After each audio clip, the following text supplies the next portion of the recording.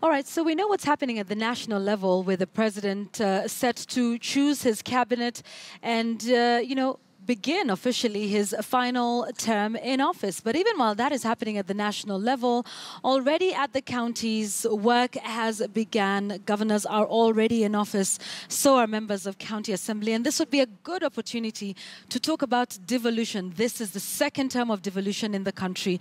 So just where are we? Tonight, we have heads of independent constitutional commissions in the country to talk to us about this. What are the challenges and successes? And I've seen some of your feedback already on social media. So engage with us. The hashtag is Checkpoint at KTN News at Yvonne Okwara.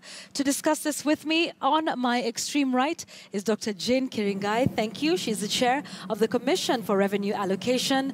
Then we have Mbage Nganga, who's the chair of the Kenya Law Reform Commission. Asante Sana. Kagwiri Mbogori, who's the chair of the Kenya National Commission on Human Rights. And right next to me is Kenya's Auditor General, Edward Oko.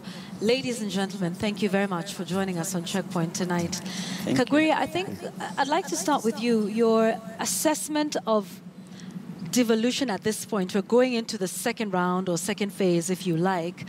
What's your assessment of, what's worked, what's not worked, what needs to be improved? How has this been like for you and as a commission as well? Okay, thank you very much. I think our general assessment of the devolution is that it was a good idea. It is still a good idea. Our conference this coming week as constitutional commissions, we are going to take time, just take pause and look at what have been the gains and what have been the challenges, and maybe also what are the opportunities or where do we go from here and what are the lessons learned. I'd like to say that on the whole, devolution of substantial amounts of money to counties has been very beneficial to citizens at that level. And I think it has spurred a lot of growth in a lot of counties. During the last couple of years as the chair of my commission, I have had the opportunity to visit over, I think, almost 42 counties. And I can say that I've seen the growth at the county level. And that's a positive thing. There are some counties that since independence have never seen a lick of tarmac. And when you go to those cities and those county headquarters now, they are transformed in a sense. And I think that's a very big gain. There's also a sense of identity for the various counties. And I think this also spurs the kind of a kind of an identity to try and be unique, and also to spur the growth of those particular economies, whether it is agrarian-based or pastoralist economies, etc., etc. Those have been things that we have noted and are very positive. There are still a number of challenges that have persisted. There's issues about allocation of revenue, and I'm glad that we have my sister chair of that particular commission here to discuss that. But we have had a lot of talk by county governors and county leaders about the need for more revenue, but I think that is a discussion that is still going to take place during the second cycle of devolution. Yeah. More closer home to my commission, I would say that the challenges are still persisting so far as the observance, protection, and promotion of human rights at those local levels is concerned. Yeah. With devolution, there are a number of functions that were devolved to the counties, and they are specifically related to Article 43 of the Constitution. Issues, right to water, right to so those are still working. Health, right to health, and those are very important. And we have seen very long strikes in the health sector, for instance, and that has affected some of, at least the delivery and the service delivery insofar as health is concerned. So I think those are the things that we will also be looking at. Thank you. Okay. Jane, the thing we heard before devolution began was that funds follow function. Yes. Have funds followed function over the last 5 years? Thanks, Yvonne, for having us. Yeah, you're right. The principles of devolution is that funds should follow function. Mm-hmm. And at the onset of devolution in 2013-2014, then there was an attempt to try and map resources to all the functions that were devolved. Mm-hmm. That's what sort of set the baseline of what resources should be devolved to county governments. Yeah. And from that baseline, we've seen the growth over time. If you think about it, at that point, in 2013-2014, that mapping produced a bottom line of like 190 billion, but we've seen that grow over time to about 302 billion, which is where we are this fiscal year. I think the challenge then is, over time, we as a commission, the Constitution mandates us to make sure that both levels of government are adequately financed for the functions that they carry out. Right. In that regard, then, you need to track very closely the growth in the needs for each level of government. And a good example is, if you see like the strikes that have happened in the health sector, that necessarily increases the cost of the service delivery at the county level. In a similar way, you see teachers and lecturers going on strike. Again, that increases the cost of delivery at both levels of government. So it becomes a very thin balancing act between the two levels of government, because you shouldn't disadvantage any. One over the other. One over the other. Yeah, but there's the call for more funds to go to the counties, and that, you know, a lot of money is still being held at the national level. What are your thoughts on that as the commission that, you know, actually releases the funds to the counties? I agree with you, Yvonne. There is that call for more money to go to the counties. But one of the greatest challenges in this principle of finance following functions, there was an attempt by the Transition Authority to cost all functions at both levels. But that exercise was never completely carried out. So it's not possible today to tell, for us as a commission, to tell you it's going to cost X amount to deliver health services at level 1 facility, or at a level 5 facility, or indeed for agriculture. So in that regard, yes, we all argue there's need for more money to go to the counties, but we need to have a very good finance, to complete that finance costing exercise to really justify the funds that you're allocating to either level of government. That really is necessary for us to really have a solid case, because one of the challenges is when we try to argue for more, the challenges become accountability. And remember, we as a commission make recommendations both to executive and to parliament. So when we go to parliament to argue for more, for example, to the counties, sometimes it comes at the backdrop of a report from the Auditor General. That is showing that the level of pilferage and all manner of things. And the first question that you asked as a commission, do you ever ask them what they're doing with this money? Why should we give them more? Because they'll flash the headlines from the Auditor General's report. So it becomes a very complicated case to argue. And this is where perhaps we need closer working relationship and with the county governments, also with other levels of government, so that we're able to really make sure that devolution delivers. Because it was about service delivery and bring services closer to the people. And I find it interesting about costing the functions, and that's something that perhaps needs to be done. Baggy, do you think the Transitional Authority was wound up too quickly? Because if there were some functions that should have been done, you know, like costing all of the functions at both levels of government, I mean, what's your assessment of how that transition happened? You know, and did we complete that? What do you think? Well, the Constitution and the Transition Authority Act set out timelines. You see, these timelines has to be strict, and they must be adhered to. My feeling is that unless you set out timelines, you will not have any delivery. Even upon the demise of the Transition Authority, there are still other institutions which should carry out that function. Such as? Which ones, the Auditor General Office. I'm sure he had undertaken a program of, you know, looking at the cost of the entire constitution and the governmental system in the new constitution. We still have had to get his report published to see his findings, although some of us know what he came up with. There are institutions like IGTLC, the Intergovernmental Technical Relations Committee. Yeah. These are things that they should look into. There's the IBEC. So there are institutions that still should carry out these functions. Okay. I don't think we need to be amending the constitution to extend time. It is an issue we also had to grapple with when the CIC term came to an end. Yeah.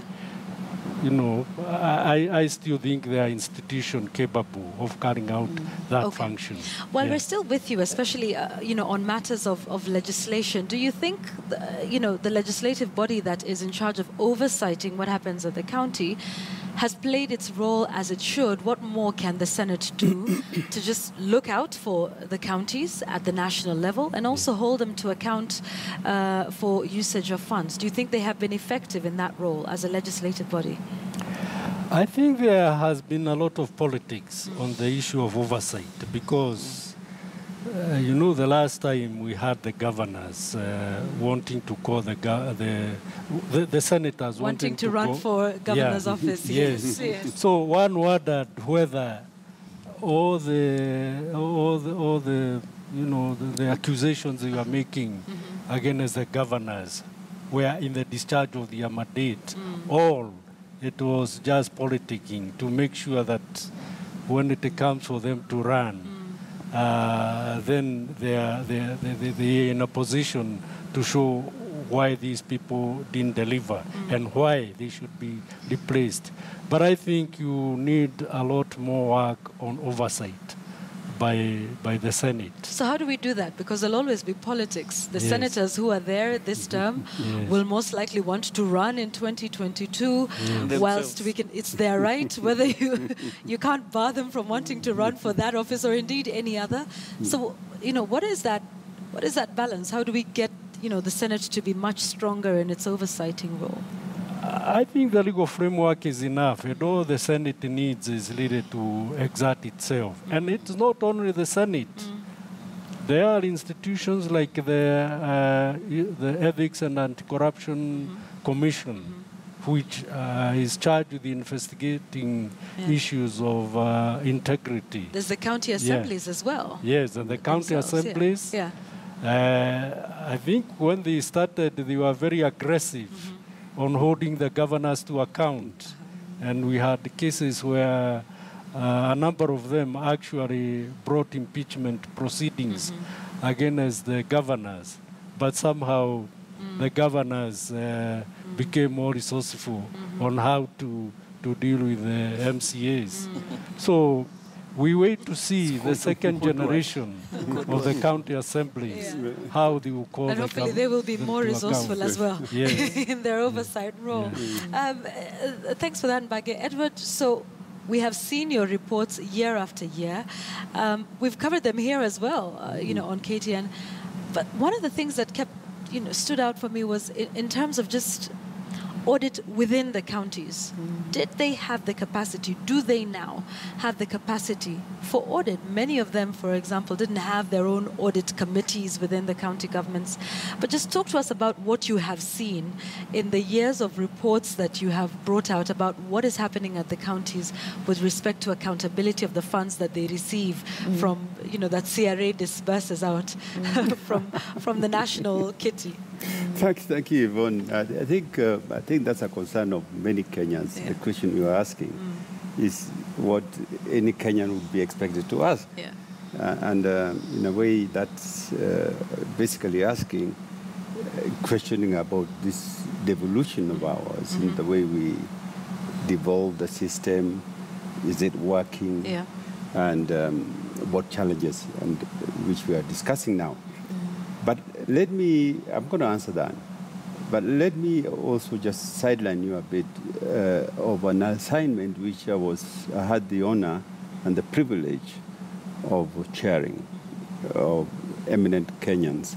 And this assignment was actually by the Parliament, and it was in the wisdom of the then Budget and Appropriation Committee of Parliament, chaired by Honorable Mutava Mutsimi, which then asked the Auditor General to assemble a group of experts to basically look at the Constitution of Kenya, the 2010, as it was, the inspiration behind it, and whether, as at that date, it was sort of responding to what the Kenyans wanted.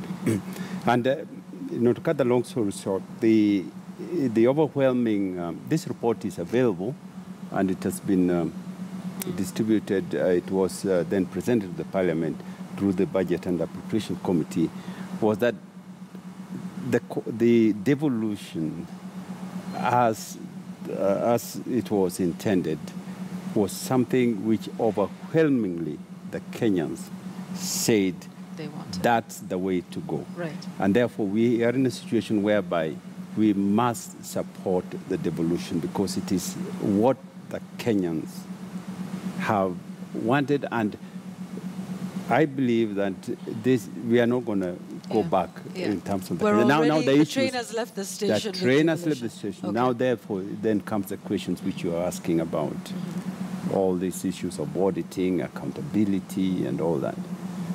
My take is this: the accountability issues will always be there, and it's the issue of how we respond and how we facilitate instruments of controls. So that's one thing which we must work on. To the extent that we've agreed that devolution is there to stay, now the question we're asking is how are we instrumentalizing the institution which were meant to bring the checks and balances, and that's where we are as the independent commissions and my office and the controller of the budget, because we were actually meant to, in various senses, whether from the accountability side, from the human rights side, to give it. Now, from my office point of view, is that obviously there is, let me give you a progression. I did an audit soon after the March election 2013. What I saw was a situation whereby we had a big bang. Right. A big bang transformation of Kenyan. By the way, it was a big bang. Yeah. And this big bang, of course, brought in many Kenyans with powers. Yes. And you give powers, and it was followed with money. And that is, you don't have to blame anybody, but you can imagine the situation. Right. Therefore, you had the first governors which we had were plunged into money, and that power. And then also transition from municipal and to all that, just having an audit of everything, you have and staff. overnight. Overnight. Right. So this it was an immense, transformation. And out of that, from my point of view, we did come out of it in a way which is remarkable, given the anticipated challenges. The anticipated challenges were now then human being, weaknesses of human being. Yeah. You give a human being power, and you give money. Then you had a sense which I felt was that then systems and the power sort of gave people the idea of, I have the money, I can spend it. So you would have issues whereby governors would actually withdraw money in cash and use it for, obviously, the county business. Yeah. But once you go into cash and use for county business, the auditing process is completely not there. Absolutely. So this was the beginning. Okay. But now going forward, Did you see improvement? No, that's what I'm saying. That was the initial period. Yeah. With the reports which we did for the 6 month period during that transition, we then saw a serious, concern, a shock of accountability, because then people realize that this is public money. Public money has got regulations by which it has to be spent. Then they realize that really you have to follow certain procedures, you have to have evidences, you have to have invoices. Yes. Now that came in, and I think that quickly came in. Okay. So as we go forward, I think we just have to try and look at the capacities of the counties. And start to build that. And start to build on that. Great. So we'll talk about some of those capacities that we need to build and strengthen at the county level. And also at the national level, for example, how do we enable counties to generate more revenue as well, rather than just depending on all of this money that happens at the national level? Yeah. So we will talk about that, as well as the big one with devolution, which was public participation, which is in our laws. Have we seen enough of that from the citizens who are resident in these counties? We're taking a quick break, ladies and gentlemen. Please stay with me. We have lots more to discuss when we come back. We'll be discussing that. Any questions, comments you may have as well, please do send them in to me, and we will put them across to my panel tonight. We're taking a break. We'll be right back.